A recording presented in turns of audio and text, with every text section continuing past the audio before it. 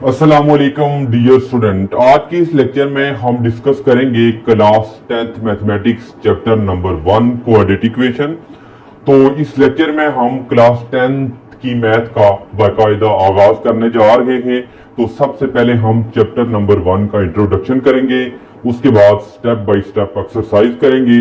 इंशाल्लाह हम all exercise solve करेंगे, लेकिन सबसे पहले जो चैप्टर नंबर 1 है उसका नाम है क्वाड्रेटिक इक्वेशन। क्वाड्रेटिक इक्वेशन सबसे पहले हम जानेंगे कि what is quadratic equation. An equation which contain the value of unknown variable। An equation which contain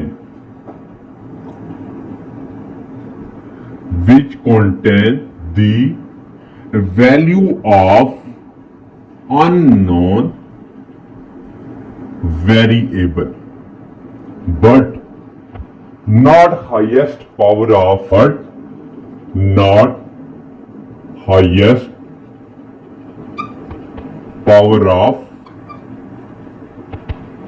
an equation which contains the value of unknown variable but not highest power of 2। कि dear student quadratic equation ऐसी equation होती है कि an equation which contain the value of unknown variable but not highest power of 2। कि इस equation में जो value होंगी तो वो उसमें जो पावर होगी मैक्सिमम पावर होगी वो स्केयर होगी, 2 होगी। अगर क्यूब होगी तो फिर वो क्वाड्रेटिक इक्वेशन नहीं होगी। यहाँ पे अगर पावर 1 आ जाएगी, this is called a linear equation. अब इक्वेशन थी कि एन इक्वेशन। सबसे पहले हम देखते हैं कि व्हाट इज इक्वेशन। तो इक्वेशन होती है तो ये जस्ट रिप्रेजेंट करती है इक्वल का साइन। अगर इन इक्वेशन क्या होगी, अगर कोई इक्वेशन है उसमें लेस देन या ग्रेटर देन का साइन आ जाए तो वो इन इक्वेशन होती। सिंपली अगर इक्वेशन नहीं होगी तो वो इन इक्वेशन होगी। अच्छा, value of the unknown variable but not highest power of 2, यानी उसकी जो नॉट हाईएस्ट पावर होगी।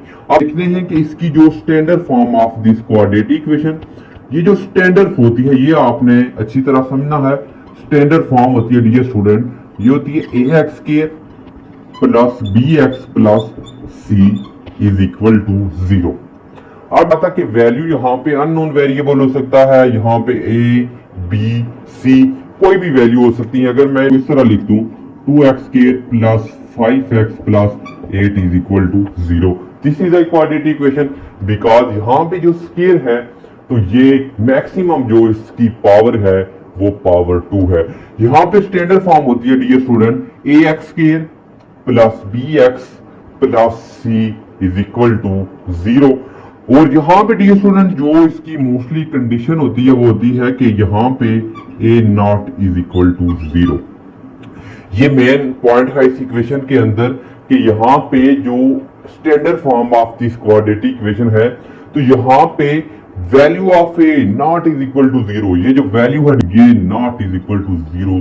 अगर ये 2 यानी ये जो वैल्यू है x की स्क्वायर, अगर ये वैल्यू 0 हो जाती है तो फिर x की जो स्क्वायर है वो वैल्यू 0 हो जाएगी। This is not a quadratic equation. यहाँ पे देखें, अगर यहाँ पे मैं a0 पुट कर देता हूँ, a0 पुट करेंगे तो bx plus c is equal to 0, this is a linear equation. अब वो देखते हैं कि यहाँ पे वैल्यू ऑफ a 0 तो bx प्लस c, तो ये लीनियर इक्वेशन बन गई है, ये क्वाड्रेटिक इक्वेशन नहीं रही। अगर यहाँ पे वैल्यू पुट कर देता हूं if b is equal to 0, इस इक्वेशन के अंदर मैं पुट करूं अगर if b is equal to 0 then we get ax square plus c is equal to 0। अब यहाँ पे इक्वेशन यहाँ पे ये बनी है pure quadratic equation, pure quadratic equation. अब यहाँ पे था कि ऐसी इक्वेशन जिसकी पावर उसकी वैल्यू ऑफ अननोन वेरिएबल यानी कि जो हाईएस्ट पावर है 2 होनी चाहिए। तो यहाँ पे हमने डिस्कस की कि standard form of quadratic equation, अगर यहाँ पे मैं 0 कर देता हूँ फिर क्वाड्रेटिक इक्वेशन नहीं होगी।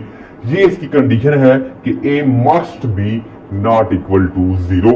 उसके बाद अगर आप देखें, अगर यहाँ पे मैं b की वैल्यू 0 पुट कर देता हूं तो ये student ax square plus c, this is a pure quadratic equation. Quadratic equation ही है। यहाँ पे अगर हम b की वैल्यू निगलेक्ट कर देंगे, उसकी जगह 0 पुट करेंगे, तो ये आ जाएगी प्योर क्वाड्रेटिक इक्वेशन। कहते हैं कि होम एनी मेथड आपने डिस्कस करना है कि ये समझना है कि हम एसएलओ बेस के ऊपर तकरीबन इसके जितने लेक्चर होंगे हम अननोन वैल्यू भी आपको देंगे। लेकिन उससे पहले अगर आप इस चैनल पे न्यू है तो चैनल को जरूर सब्सक्राइब करें, अपने फ्रेंड के साथ शेयर कीजिएगा। अब क्वेश्चन आता है how many method to solve a quadratic equation. तो dear student, there are 3 method to solve a quadratic equation. There are 3 method to solve a quadratic equation. Quadratic equation, अब हमने देखना है कि कितने मेथड हैं जिससे हम क्वाड्रेटिक इक्वेशन सॉल्व कर सकते हैं। 3 मेथड हैं इसके जिनकी मदद से हम एक क्वाड्रेटिक इक्वेशन को सॉल्व कर सकते हैं। तो सबसे पहले नंबर है डिविजन। नंबर 1 पे है फैक्टराइजेशन। तो इसको हम अपनी जो जुबान है बेसिकली उसमें हम ये बोल सकते हैं मिड टर्म, स्प्लिट कर देते हैं। और उसके बाद ये स्टूडेंट नंबर जो 2 है इसका, उसे हम बोलते हैं कंप्लीटिंग स्केल।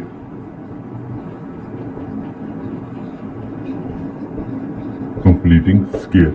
नंबर 3 पे डियर स्टूडेंट है क्वाड्रेटिक फार्मूला।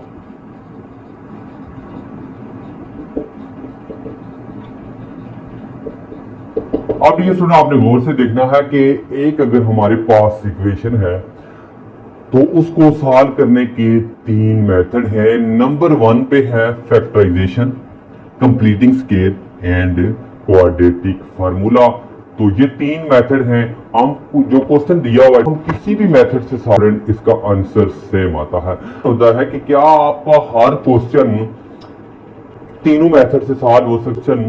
क्वेश्चन हमें कोई गिवन है, अगर वो फैक्टराइजेशन से हम उसे सॉल्व नहीं कर सकते तो के लिए ये 2 मेथड हैं, उसको कंप्लीटिंग स्केल और क्वाड्रेटिक फार्मूला इसको सॉल्व कर देगा।